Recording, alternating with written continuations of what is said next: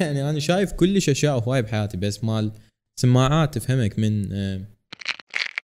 هزة راس هاي واقفة نص الهوسة، لعبتك شيبسك مستهلكة الايدين بين قوسين. طبعا بهذا الموقف شو يصير؟ اكيد لازم يخابرك واحد بدون ايدين بدون ما تباوع، بهزة راس مباشرة تقدر تجاوب عليه. تبقى عندنا مشكلتين، اللي هي مشكلة المايك بنص الهوسة، والمشكلة الثانية اللي هو فينيسيوس ما يطوص. ما كنت متوقع انه الحل مال المشكلة الاولى ممكن يكون هيك.